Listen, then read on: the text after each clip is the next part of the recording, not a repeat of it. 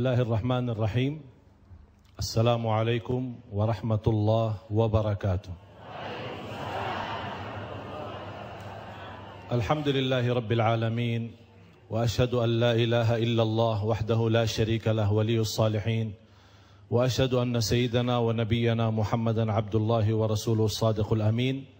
Allahumma salli wa sallim wa barik ala sayyidina Muhammad wa ala alihi wa sahbihi wa man tabi'ahum bi ihsanin ila yaumiddin. Subhanaka la ilma lana illa ma 'allamtana innaka antal alimul hakim. Maha suci Allah, saya tidak mempunyai ilmu apa-apa, hanya saja apa yang diberikan oleh Allah Subhanahu wa taala. Segala sesuatu yang kita punya sebenarnya milik Allah.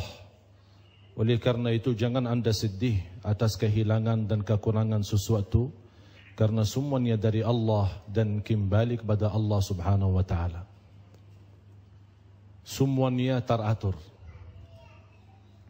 Semuanya takdir itu pasti yang dari Allah itu baik. Saya tidak pernah nyangka dan memimpi bisa di Indonesia.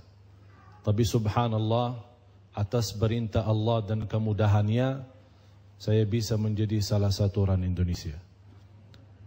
Dari Madinah datang berjuang di sini bukan untuk kepentingan nama pribadi, tapi untuk umat Islam dan untuk negara Indonesia yang kita sama-sama cintai. Salah satu kemudahan mendapatkan juga atas perintah Bapak Presiden Indonesia, mendapatkan kemudahan dan dukungan untuk menjadi warga negara. Ini semua atas pimpinan Allah Subhanahu wa taala. Berterima kasih banyak kepada semua jamaah selama ini mendoakan. Terima kasih para habaib, terima kasih para kiai, para guru, para ustad-ustad. Terima kasih TV One, terima kasih Bapak Presiden, Ibu Negara, dan semua yang mensupport dan mendukung dakwah kami. Dan insya Allah kami akan terus-menerus berjuang untuk Indonesia, supaya Indonesia menjadi negara baldatun tayyibatun wa rabbun ghafur. Amin ya rabbal alamin. Indah bahasan kita dalam kesempatan ini haji. Sudah banyak disampaikan oleh sahabat saya, guru yang tercinta Ustaz Fikri, yang dimuliakan dan diberkahi Allah Subhanahu wa taala. Kesimpulan daripada ibadah haji, kita lebih mendekatkan diri kita kepada Allah Subhanahu wa taala. Tidak ada ibadah yang lebih agung daripada ibadah haji. Terkumpul bermacam-macam amalan, bermacam-macam rahasia, bermacam-macam ibadah. Walaupun hajinya punya waktu yang tertentu, bulan tertentu dan cara yang tertentu, tapi jelas lebih agung daripada ibadah yang lainnya. Oleh karena itu orang yang senantiasa membiasakan diri menerima undangan Allah Subhanahu wa taala setiap hari 5 waktu, dan dia memakmurkan masjid Allah, rumah Allah, nanti ada satu saat Allah sendiri mengundang ke rumahnya yang terbesar adalah Makkah dan Masjidul Haram. Jadi orang yang mendapatkan panggilan, apalagi di Indonesia saking susahnya orang berangkat haji, bukan hanya soal mampu. Orang mampu tapi belum tentu bisa berangkat. Urutannya saking banyaknya orang, bisa giliran kita bertahun-tahun baru kita bisa berangkat. Jadi menurut saya, orang Indonesia yang dapatkan kemudahan tahun ini bisa haji, itu satu sendiri nikmat besar daripada nikmat haji sendiri. Karena Allah memanggil kita mendapatkan kemudahan, sampai ada orang datang ke saya. Karena saya orang sana, jadi mereka berharap bisa bantu visa. Tolong Syekh, bantuin visa. Sampai mau berapapun bayar. Berapapun ratusan, berapapun jutaan, yang penting bisa berangkat tahun ini. Tapi bukan masalahnya sebatas kemampuan itu, tapi juga ada taufiknya dan kemudahan yang diizinkan oleh Allah Subhanahu wa taala. Tawaf, sa'i, berpakaian ihram, kita tinggalkan dalam ibadah haji sesuatu yang mubah. Sesuatu yang mubah, bermacam pakaian. Tapi kita lepaskan semua untuk kita berihram. Kenapa terpilih ihram putih? Kenapa terpilih kita melepaskan segala pakaian kita, hanya berihram saja? Karena kita tunjukkan kepada Allah Subhanahu wa taala, ya Allah, kita serahkan diri kami dan segala milik kami di dunia ini hanya untuk ridha-Mu ya Allah. Dan juga bisa terbayang bagaimana saat kita kelahiran ke dunia ini tidak memiliki apa-apa dan mengkaitkan, melipatkan anak bayi dengan pakaian atau dengan apa sebuah tutupan. Ini memberikan tunjuk kepada kita, begitu kita keluar ke dunia tidak memiliki apa-apa, kita juga menuju ke rumah Allah sepertinya tidak memiliki apa-apa. Tunjukkan keyakinan, tunjukkan keikhlasan, tunjukkan kelemahan kita, kemiskinan kita kepada Allah. Dan terbukti, Qul inna salati wa nusuki wa mahyaya wa mamati lillahi rabbil alamin. La syarika lah wa bidzalika umirtu wa ana awwalul muslimin. Kita akan lanjut sesaat lagi.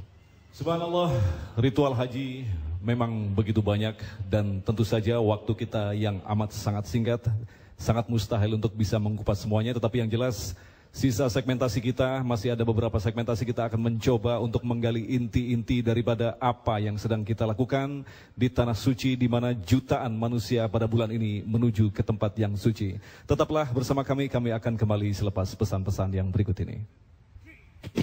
Damai, damai Indonesia, damai Indonesiaku, damai, damai Indonesia, damai Indonesiaku. Damailah Indonesiaku, damai. Marilah bersatu, wujudkan cita-cita sejahtera selamanya, tepis semua rintangan, hadapi ujian dengan ilmu dan iman. Ini saatnya kita bangkit, bersatu padu, membangun Indonesia. Bangkit dengan ilmu dan iman, yakin Allah akan bersama kita. Damai Indonesiaku, wow, wow. Damai, damai Indonesiaku, wow, wow, wow. Damailah Indonesiaku, damai. Marilah bersatu, wujudkan cita-cita sejahtera selamanya, tepis semua rintangan. Indonesia, damai Indonesiaku, damai, damai Indonesia, damai Indonesia. Kita lanjutkan kembali bahasan kita dalam Damai Indonesiaku yang mengambil tema memaknai panggilan Allah, yaitu panggilan haji. Dan agar kita mampu memaknai secara sungguh-sungguh dan mendapatkan filosofi daripada ritual haji, maka sebaiknya kita akan setback ke belakang secara historis. Bagaimanakah pelaksanaan haji pada masa Rasulullah, di mana pada saat itu kondisi Mekah memang sungguh tidak kondusif. Begitu banyak orang jahiliyah dan Rasulullah justru melaksanakan umroh terlebih dahulu sebelum haji. Bagaimana paparan selengkapnya? Kita akan kembali simak bersama Syekh Ali. Silakan Syekh. Bismillahirrahmanirrahim. Allahumma salli ala Sayyidina Muhammad wa ala ali Sayyidina Muhammad. A'udzu billahi minasy syaithanir rajim. Al-hajju ashhurun ma'lumat. فمن فرض فيهن الحج فلا رفث ولا فسوق ولا جدال في الحج وما تفعلوا من خير يعلمه الله وتزودوا فإن خير الزاد التقوى واتقون يا أولي الألباب. Sadaqallahul Azim. Suratul Baqarah 197.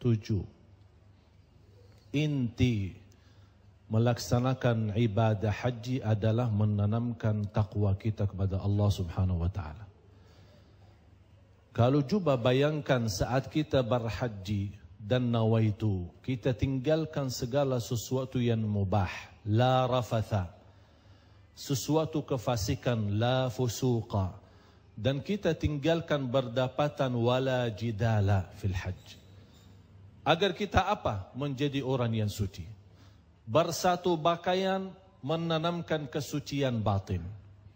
Mengikuti tawaf Safa Marwah, padahal kita belajar saat kita melaksanakan sesuatu kebaikan selalu diajar, termasuk anak kita kalau dia lagi mau makan, mana tangan yang bagus, betul? Tapi kenapa saat kita tawaf tidak menarah Ka'bah itu di tangan kita yang kanan? Kenapa tawafnya di sebelah kanan kita yang kiri? Padahal kita belajari tangan yang kanan lebih baik. Karena jantung kita, hati kita di sebelah kiri. Itu menunjukkan kalbu lebih mendekat kepada Baitullahil Haram. Dan semua makhluk Allah, semesta alam, bulan-bulan, bintang, matahari, dan seluruh makhluk-makhluk Allah subhanahu wa ta'ala yang ada di semesta alam ini, kemudian yang ada juga di dalam langit, di atas langit, yang pertama sambil menuju ke langit yang ketujuh, dan di atas Al-Ka'bah sendiri, sambil ke Al-Baitul Ma'mur, di langit yang ketujuh, semuanya bertawaf seperti itu. Jadi saat kita mengikuti tawaf, berarti kita mensamakan dengan seluruh makhluk Allah yang ada di bumi dan yang ada di langit. Cuba bayangkan saat Rasulullah Isra Mi'raj, dan dia menembus sampai ke langit yang ketujuh. Ada di situ Baitul Ma'mur yang disandari oleh Nabi Ibrahim alaihissalam. Dan Rasulullah melihat malaika yang bertawaf. Sekali tawaf 70,000 malaika. Sambil Rasulullah SAW melihat jumlah malaika. Kata malaikat Jibril, ya Rasulullah, orang yang tawaf ini, malaika yang tawaf 70,000, untuk mendapatkan kesempatan tawaf lagi, tidak ada kesempatan sampai hari kiamat. Saking miliaran malaika yang sedang bertawaf. Diturutkan 7 tawaf, 7 Safa Marwah, 7 jamarat, dan 7 banyak rahasia-rahasia. Karena Al-Fatihah 7 ayat, lapisan langit 7, bumi 7, dan segala hari-hari kita dari Sabtu sampai Jumat atau dari Minggu sampai Sabtu itu 7 hari. Jadi banyak rahasia. Di sini memang ada ikatan. Allah tunjukkan rahasia. Walaupun banyak tidak mengerti hikmah dari hitungan jumlah 7 di Safa Marwah atau di tawaf, tapi kita yakini ada hikmah dan rahasia di belakang itu. Oleh karena itu saya selalu menanamkan kepada jamaah, apalagi kalau sudah di tanah suci, jangan memainkan waktu, manfaatkan semaksimal mungkin. Kita dalam kesempatan apalagi di hari Arafah. Hari Arafah, hari yang teragung. Sambil Allah sendiri, bagaimana dijelaskan di hadis yang sahih, Allah sendiri bangga dan kagum terhadap hamba-hambanya di padang Arafah. Sambil Allah tunjukkan kepada malaikat, unzuru ya malaikati, lihatlah hamba-hambaku yang datang dari mana-mana. Aku menghapus dosa mereka dan juga membebaskan mereka dari neraka Jahannam. Itu semua di hari Arafah. Oleh karena itu disunnahkan bagi orang yang tidak haji, bisa dia mendapatkan keanggunan hari Arafah, berpuasa hari Arafah. Menjadi satu sunnah dari Nabi kita Nabi Muhammad sallallahu alaihi wasallam. Banyak rahasia yang bisa, kalau kita mau membahas soal rahasia haji, bisa bukan satu pertemuan di TV, bukan satu pertemuan ceramah, bukan satu pertemuan khutbah, bisa berhari-hari, bisa berbulan-bulan, belum tentu kita menghabiskan bahasan kita tentang rahasia haji. Rasulullah sallallahu alaihi wasallam haji cuma 1 kali. Memberikan, kenapa Rasulullah SAW haji 1 kali? Umrah berapa kali? Tidak tahu umrahnya Rasul berapa kali ya? Spanyol juara dunia berapa kali? Piala dunia berapa kali Spanyol? Rasulullah sallallahu alaihi wasallam 9 kali umrah dan 1 kali haji. Memberikan kebebasan untuk orang yang mampu umrah berkali-kali tidak menjadi masalah. Orang yang tidak mampu hanya 1 kali haji, itulah tuntunan Rasulullah SAW. Bila mampu lebih daripada itu, bagus. Malah saya mendukung dan mensupport orang-orang yang mampu daripada umrah setiap bulan dan haji setiap tahun, lebih baik membantu orang yang tidak mampu. Mendapatkan pahala 2.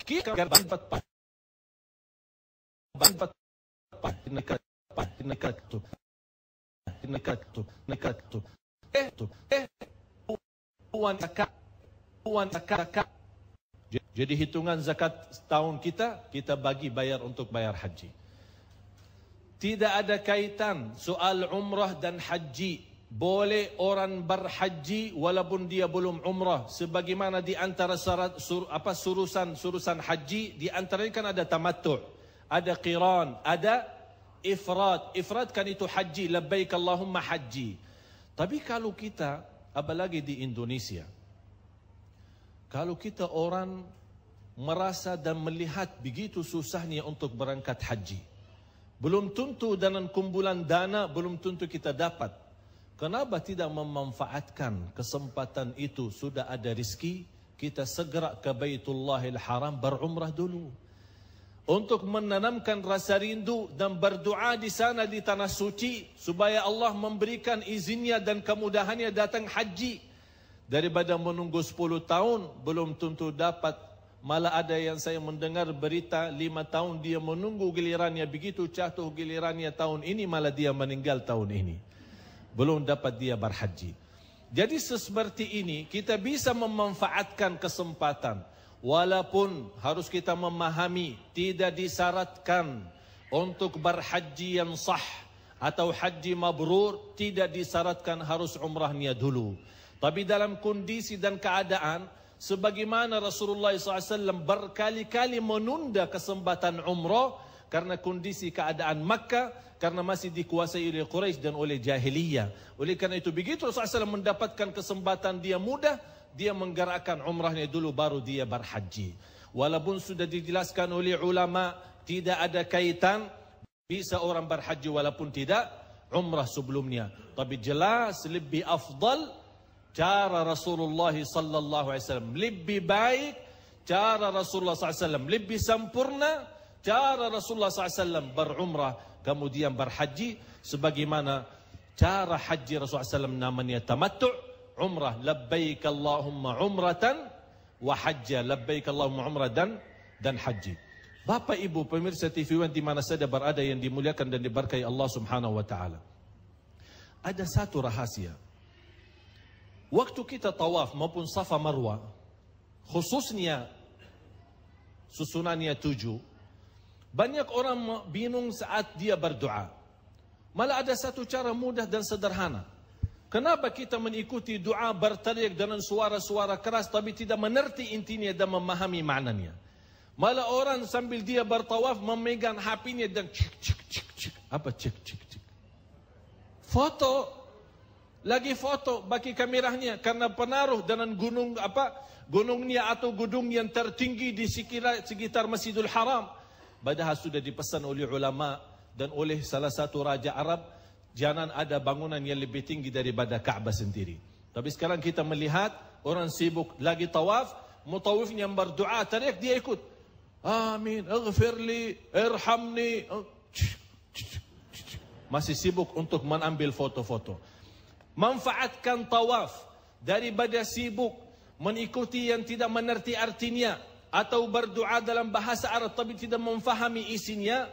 Lebih baik susunkan tawaf pertama untuk diri sendiri, tawaf yang kedua doakan orang tua, tawaf yang ketiga doakan anak, tawaf yang keempat doakan keluarga, tawaf yang kelima doakan negara kita yang lagi sakit, menghadapi banyak krisis, banyak masalah, punya kewajiban calon para jamaah haji mendoakan negara Indonesia. Kemudian mendoakan umat Islam di mana saja berada. Terus yang ketujuh, baru kita kembali menutupi untuk mendoakan diri sendiri. Dengan susunan seperti ini, insya Allah tidak bingung menghitungkan jumlah tawaf. Daripada sudah yang ketiga atau keempat tawafnya. Tapi begitu kita doa, ternyata yang ketiga doa untuk anak kita. Begitu kita selesai, oh ini doa anak kita. Oh dah berarti yang ketiga. Berarti yang keempat doakan untuk keluarga. Insya Allah benar hitungan hisab kita. Dan benar hitungan jumlah tawaf dan Safa Marwah kita. Dan juga lebih fokus saat kita bermunajat memohon kepada Allah Subhanahu wa ta'ala. Semoga calon jamaah haji kita membawa haji yang mabrur. Amin ya rabbal alamin. Insyaallah itulah tadi sekaligus juga melengkapi pemahaman tentang ritual haji dan rahasia-rahasianya bagi para jemaah kita yang masih menunggu antrian untuk diberangkatkan ke Tanah Suci. InsyaAllah mudah-mudahan Allah akan memberikan kelancaran, kesehatan, dan yang jelas membukakan pemaknaan daripada apa yang nanti bakal kita lakukan di sana. Kami akan kembali selepas pesan-pesan berikut ini. Gemakan tasbih subhanallah walhamdulillah wala ilaha illallah wallahu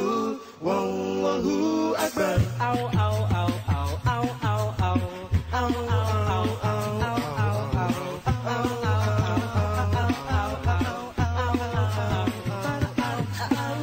Tuhanku hanya Allah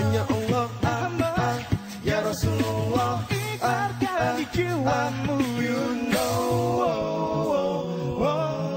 Gemakan tasbih subhanallah walhamdulillah wala ilaha illallah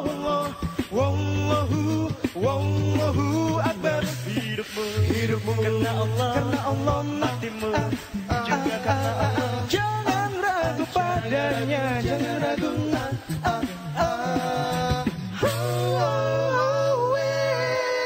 Gemakan tasbih subhanallah walhamdulillah wala ilaha illallah wallahu akbar. Semesta raya bergema mengagungkan asmanya, letakkan seruangmu di dunia dan raihlah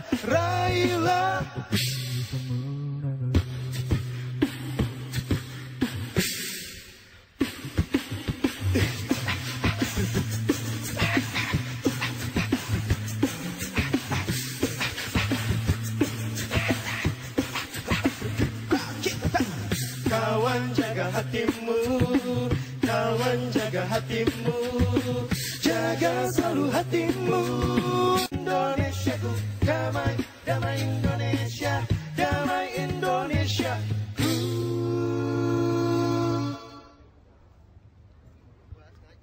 Alhamdulillahi Rabbil Alamin. Allahumma salli ala Sayyidina Muhammad wa ala ali Sayyidina Muhammad. Mudah-mudahan Bapak Ibu pemirsa TV One di mana saja berada dapat panggilan Allah Subhanahu wa taala ke Tanah Suci. Bagaimana kita sama-sama berkumpul di sini, mudah-mudahan di hadapan Ka'bah dan di hadapan makam Rasulullah sallallahu alaihi wasallam berziarah. Sebagaimana saya tadi jelaskan, soal haji memang banyak rahasianya. Tapi ingatlah, haji rukun Islam. Berarti Islam itu disempurnakan dengan ibadah haji. Tapi sayang sekali juga orang yang bertahun-tahun mengumpulkan dana dan biaya untuk berhaji, dan dia menghargai bagaimana bisa mendapatkan kemudahan ke Tanah Suci untuk haji, tapi dia tidak menghargai panggilan Allah setiap hari adalah 5 waktu. Jadi harus kita orang juga bisa membandingkan secara adil. Malah adil kita yang berlaku sama Allah Subhanahu wa taala. Jangan kita minta Allah yang maha adil berlaku adil sama kita, tapi kita sendiri tidak adil sama Allah. Ibadah haji setahun sekali dan kita ingin dan punya cita-cita untuk berhaji. Tapi bagaimana Allah mau memberikan kemudahan bagi kita yang kita tidak menghargai panggilan Allah yang setiap hari. Jamaah ramai-ramai ke masjid, memakmurkan 5 waktu berjamaah di masjid. Ini menkuatkan tali silaturrahim antara tetangga masjid. Jamaah yang menjaga salat Jumat, itu menkuatkan tali silaturrahim antara satu kampung. Jamaah yang menjaga salat Idul Fitri, Idul Adha, ini menjadi salah satu cara Islam untuk menkuatkan tali silaturrahim antara kota dan kampung dengan kampung yang lain. Karena kan musalla Id tambah salat kan lebih luas. Dan juga waktu haji, karena kumpulan umat Islam dari mana saja, itulah cara Islam untuk menguatkan tali silaturrahim antara muslim dengan sesama muslim di mana saja berada. Coba lihat keindahan dan kemuliaan Islam. Dan tidak ada Nabi, kata Rasulullah SAW di hadis yang sahih, ma min nabiyyin illa wa hajjal bait. Tidak ada Nabi kecuali sudah berhaji. Nabi Adam, Nabi Ibrahim, semua para Nabi dan Rasul. Jangan salah faham Bapak Ibu. Jangan menyangka Nabi Ibrahim yang membangun Al-Ka'bah. Bagaimana ada orang bertanya, Nabi Ibrahim kan membangun Al-Ka'bah. Terus bagaimana Nabi Adam berhaji? Ka'bah itu sebelum ada Nabi Adam sudah ada. Cuman Nabi Ibrahim tugasnya apa? Mengulang lagi bangunannya sesudah hancur waktu zaman Nabi Nuh. Saat banjir besar. Hancurnya Al-Ka'bah, Allah perintahkan Nabi Ibrahim bangun kembali. Dan proses bangun Al-Ka'bah sudah menghadapi 10 kali tahap. Hancur bangun, hancur bangun, hancur bangun. Sekarang jadi seperti ini. Padahal kalau kita kembali sejarah, bangunan Nabi Ibrahim tidak sama dengan Ka'bah yang ada sekarang. Malah bangunan Nabi Ibrahim ada 2 pintu. Jadi semua orang bisa masuk dan pintunya ke bawah. Jadi kalau kita masuk di pintu yang kita lihat sekarang, bisa nyebrang ke pintu ke depannya. Tapi karena biaya yang terkumpul di zaman ini, kaitan sejarah, biaya yang terkumpul di zaman Quraisy waktu merenovasi Al-Ka'bah, ternyata biaya yang terkumpul yang halal tidak mencukupi untuk membangun Al-Ka'bah kembali sesuai bangunan Nabi Ibrahim alaihissalam.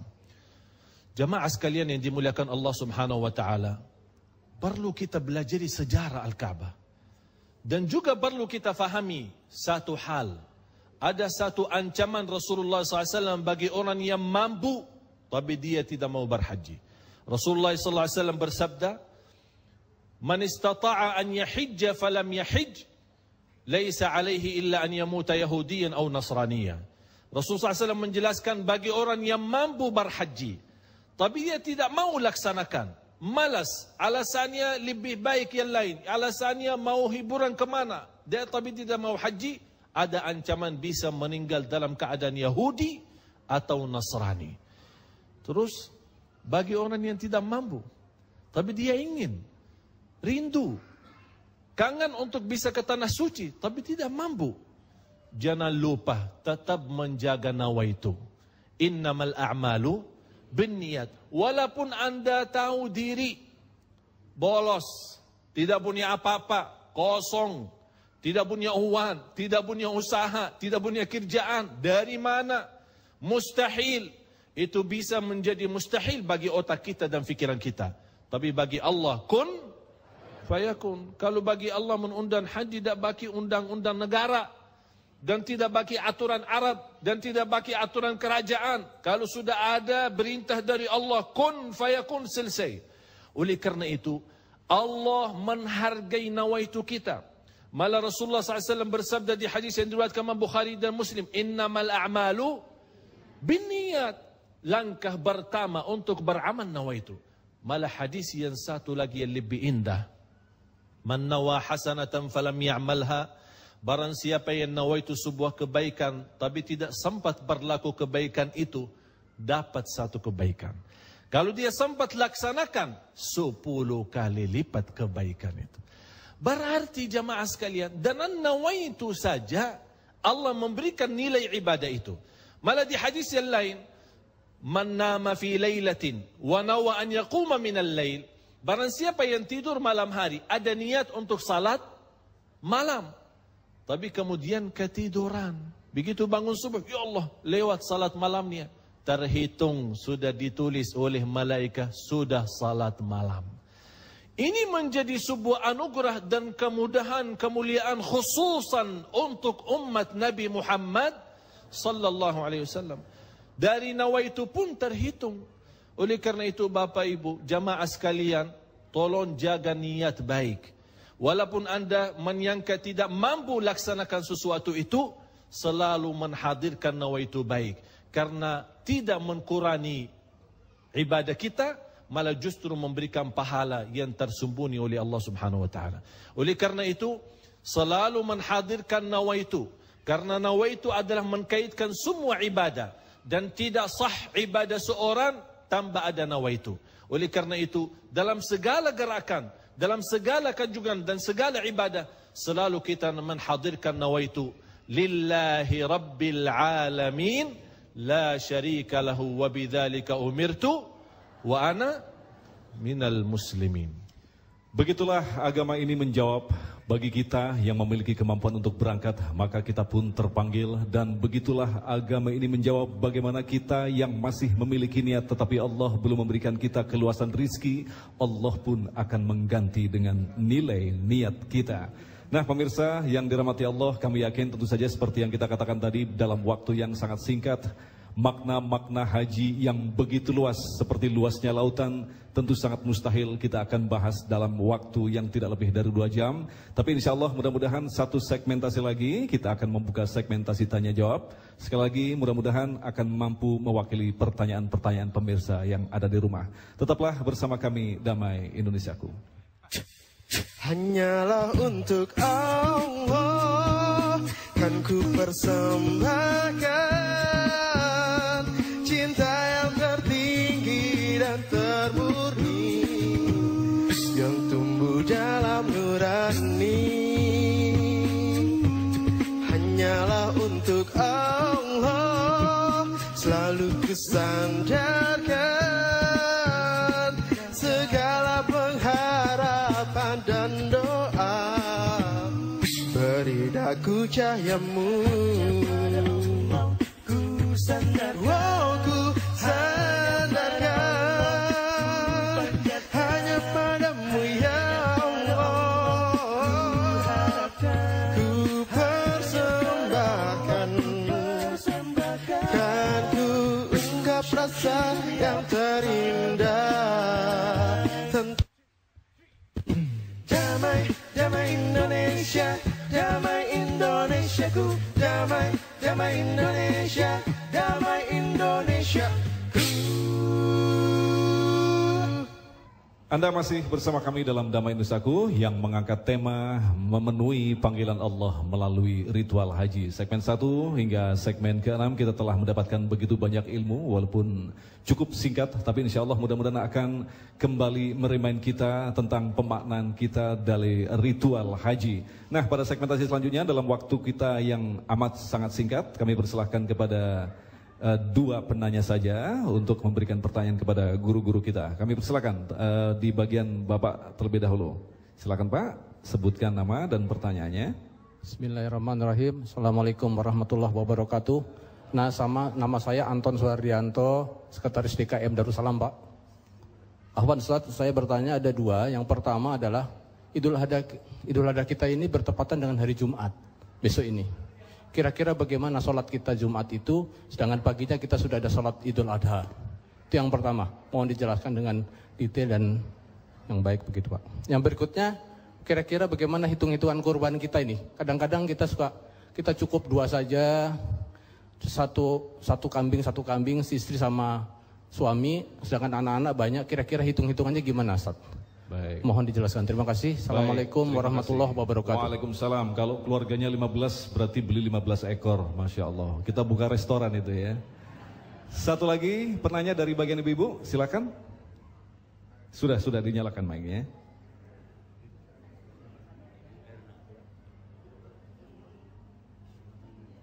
Mic. Silakan berdiri ibu. Silakan berdiri.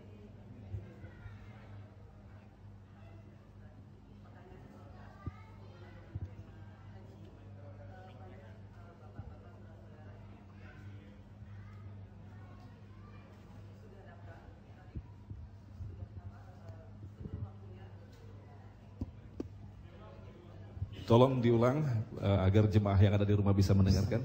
Baik. Assalamualaikum Pak Ustadz.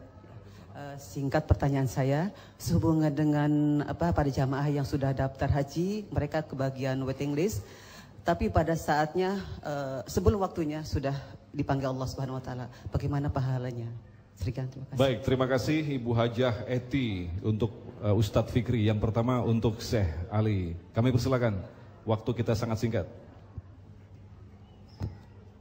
Baik, pertanyaan dari Ibu tadi bahwa daftar haji 5 tahun, 6 tahun, bahkan ada yang 10 tahun lagi baru berangkat, kemudian di tengah perjalanan wafat dipanggil Allah. Bagaimana kondisi tersebut? Saya ingin menguatkan apa yang tadi sudah disampaikan guru kita Syekh Ali, bahwa semua berpulang kepada niat. Kalau memang niatnya pergi haji, walaupun belum sampai waktunya, tapi Allah memanggil untuk kembali menghadap Allah, insya Allah pahala hajinya dapat.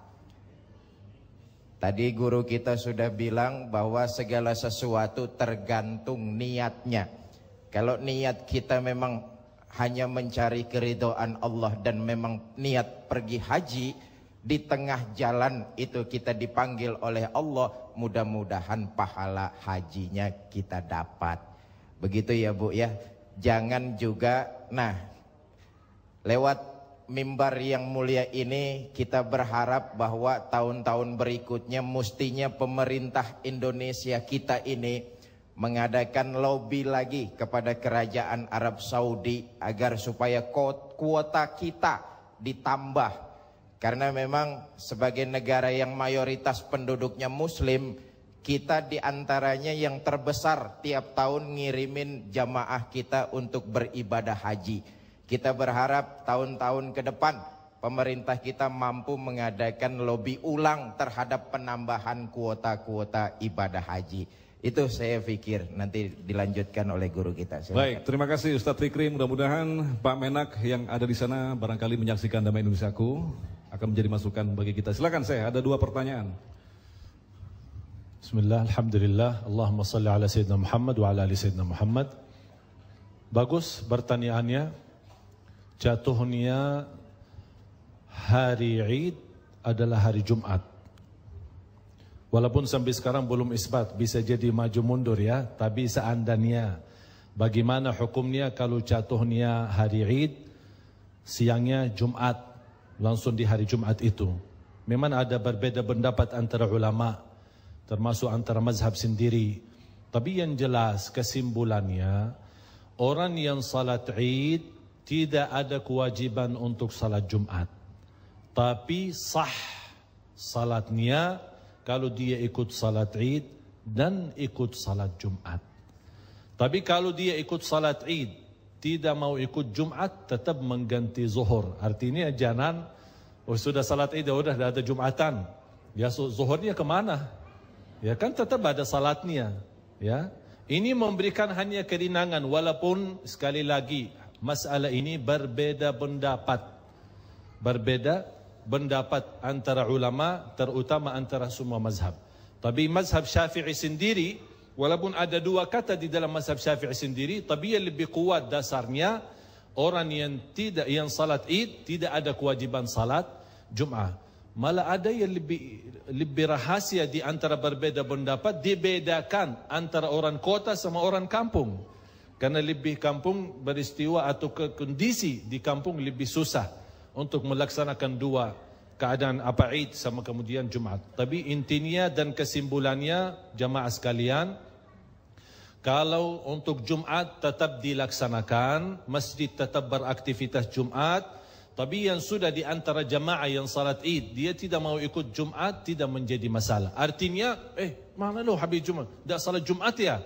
Jadi mensebarkan fitnah, memang itu sunnah juga.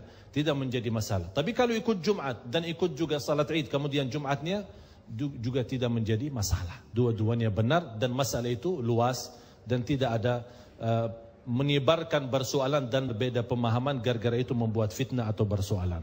Terus yang kedua, ini menjadi salah satu kepentingan masalah kurban yang setiap tahun diributkan. Bagaimana hitungan kurban?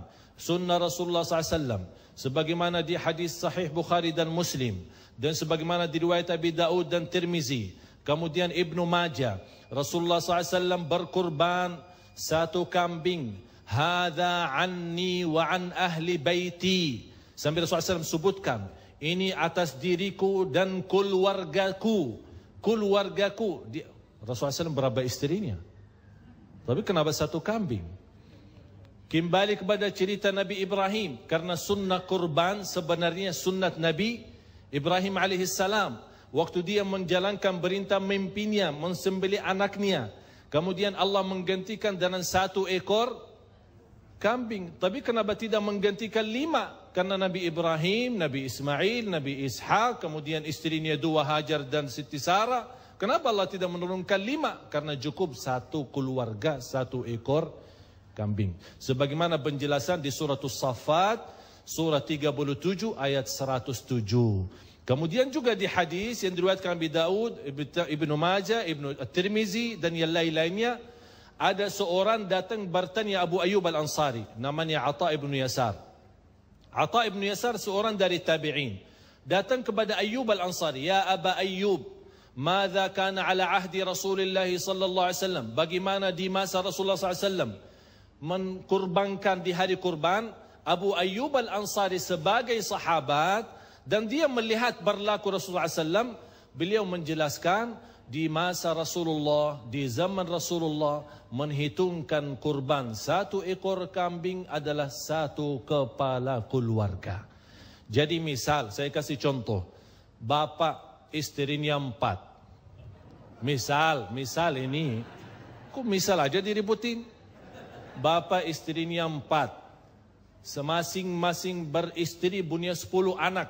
10 kali 4 jadi 40. Sama 4 istri 44. Sama bapak sendiri 45. Cukup 1 ekor kambing untuk semuanya. Tapi kalau mampu mau 100 sapi ya silakan. Tidak ada yang melarang. Tapi jangan kita mewajibkan atas diri kita yang tidak ada perintah di dalam agama kita. Atau yang lebih bingung lagi, orang mensusahkan diri karena dia tidak mampu. Oh, udah, tahun ini atas nama saya, tahun depan atas nama istri, tahun seterusnya atas nama anak, nomor 1. Bisa jadi turunan keluarganya belum selesai terus meninggal atau belum jadi kurban. Bukan begitu hitungannya. Termasuk sapi cukup untuk 7 keluarga, bukan 7 orang. Misal di kampung kita dan tetangga kita, Pak, ikut sama-sama kita beli sapi. Soalnya mahal. Kalau saya sendiri tidak mampu. Ya udah, masing-masing berkeluarga 2 juta, 7 keluarga 14 juta. Udah beli 1 sapi untuk 7 keluarga. Tapi kalau semuanya masing-masing ada 1 keluarga mau kurbankan sapi, ya silakan. Walaupun tidak wajib, cukup hanya 1 ekor kambing atas 1 keluarga. Begitulah cara sunnah Rasulullah sallallahu alaihi wa ala alihi wasallam. Malah ada 1 hadis yang istimewa, yang sahih, yang diriwayatkan Bukhari dan Muslim. Rasulullah SAW pernah berkurban 2 ekor kambing.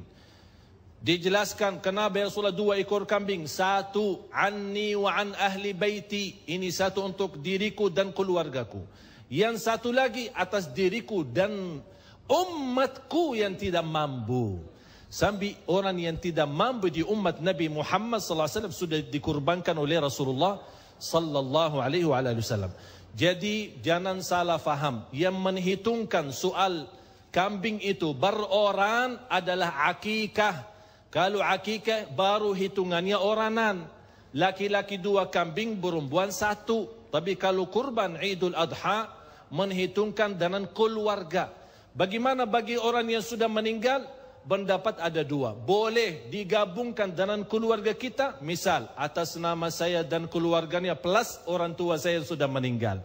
Kalau kita mampu, boleh 1 ekor kambing atas nama keluarga kita dan 1 ekor lagi atas nama orang tua yang telah meninggal. Dan ini sudah yang dijelaskan oleh ulama dengan cara dalil Quran dan sunnah Nabi Muhammad sallallahu alaihi wasallam. Marilah kita tutupi acara dengan doa, mudah-mudahan senantiasa mendapatkan anugerah taufik dan rahmat hidayah dari Allah Subhanahu wa taala. Bismillahirrahmanirrahim. Alhamdulillahirabbil alamin. Allahumma salli ala sayyidina Muhammad wa ala ali sayyidina Muhammad. Ya Allah, berilah kepada kami petunjuk kepada jalan yang lurus. Hidupkanlah kami dalam keadaan iman, wafatkanlah kami dalam keadaan Islam. Dan khususnya calon jamaah haji kami, keluarga kami, ya Allah, yang berangkat ke tanah suci dalam keadaan sihat wal afiat, lancar dalam segala aktivitas ibadah, kembali ke tanah air membawa haji mabrur, dan mendapatkan segala ampunan ya Allah ya Arhamar Rahimin. Ya Allah, yang belum mendapatkan kemudahan haji dan umrah, panjang umurnya, sihatkan badannya, murahkan rezekinya, berilah kemudahan ke tanah suci haji dan umrah ya Rabbal Alamin. Ya Allah ya Arhamar Rahimin, jadikan segala pertemuan kami ilmu bermanfaat bagi kami, dan majlis kami ini menjadi saksi baik di hadapan-Mu hari kiamat. Hidupkanlah kami atas kitab dan sunnah, wafatkanlah kami atas kitab dan sunnah ya Dzal Jalal wal Ikram. Rabbana ighfir lana wa liwalidina wa li jami'il muslimina wal muslimat wal mu'minina wal mu'minat al ahya'i minhum wal amwat innaka sami'un qaribun mujibud da'awat wa ya qadiyal hajat. ربنا آتنا في الدنيا حسنة وفي الآخرة حسنة وقنا عذاب النار وصلى الله على سيدنا ونبينا محمد وعلى آله وصحبه وسلم والحمد لله رب العالمين. سبحانك اللهم وبحمدك أشهد أن لا إله إلا أنت أستغفرك وأتوب إليك.